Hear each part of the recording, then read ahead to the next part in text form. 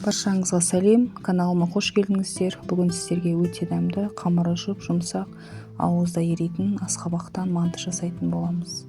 Видеоның соңына дейін менімен бірге болыңыздар. Ең алдымен қамырды дайындап аламыз. Менде видеоға түспей қалыпты. Қамырды мен жұмыртқа қоспай, тек тұзбен, жылы сумен иледім. Маған осылай илеген өте ұнайды, көп күш салмайсыз. Егер жұмыртқамен илесеңіз, суыңыз салқын болуы тиіс. Қамырымызды 1 сағатқа бетін жауып немесе салафанға салып қоямыз. Оған дейін салмасын дайындайтын боламыз.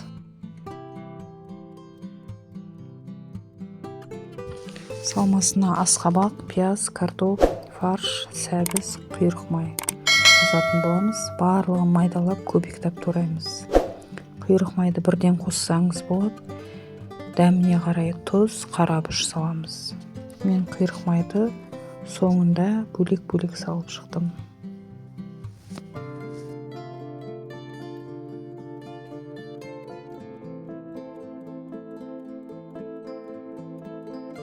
Дәміне қарай тұз, қарабүріш салып, және сочный болу үшін 100 грамм сұйық май немесе 100 грамм салқын су қосамыз. Мен салқын су қостым. Салмамызды жақсылап араластырамыз. Мінекей салмамыз дайын. 2 рет қайтарып иленген қамырымызды алып, бөліктерге бөліп аламын. Қамырымызды дөңгелектеп қоямын. Құрметті көрермендерім, видео ұнап жатса, лайк басуды ұмытпаңыздар. Егер жаңадан келген көрермен болсаңыздар, подписация батырмасын басып, каналыма тіркелуді ұмытпаңыздар. Қамырымызды жаямыз, дөңгелек жұқа қылып жайып аламыз. Қатты жұқа болып кетпеу керек, орташа болу керек. Барлығын жақсылап дөңгелектеп жайып болғаннан кейін 4 бұрышты етіп немесе дөңгелек қылып кесіп аламыз. Салмасын салып шығамыз. Мен құйрық майды осылай бөлек-бөлек көбіктеп турап алып салып шығамын. Құйрық майды негізі фаршқа бірден, салмасына бірден қосуға да болады, немесе осылай бөлек-бөлек салып шығуға болады. Манты тағамы өте көп уақыт алғанмен, соған тұрарлықтай өте дәмді тағам, міндетті түрде жасап көріңіздер. Мантының түю әдістері өте көп, сіздерге өте оңай, өте жеңіл. Анамызбен, әжемізден келе жатқан түю әдісімен көрсетіп жатырмын. Осылай жасасаңыздар да әдемі шығады.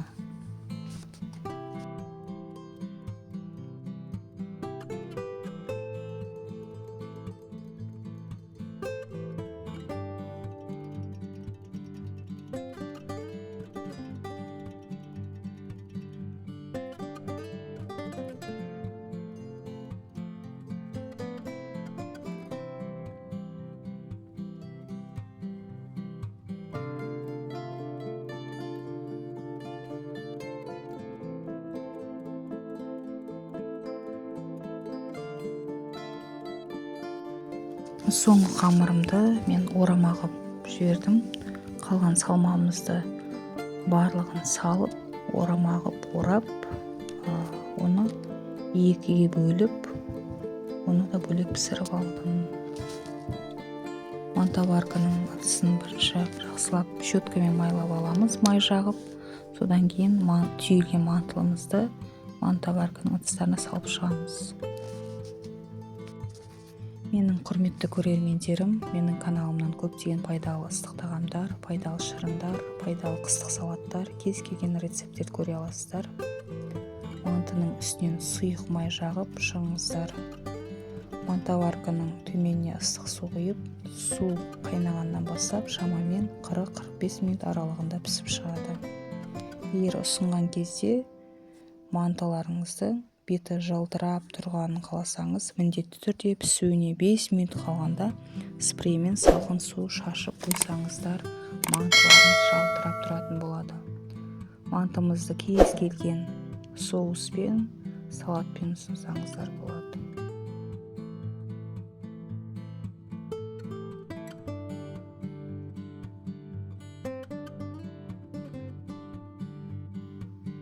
Егер видео ұнаса, қазақша каналдың дамуына өз үлестеріңізді қосып, лайк басып, комментарий қалдырып, каналыма тіркелуді ұмытпаңыздар.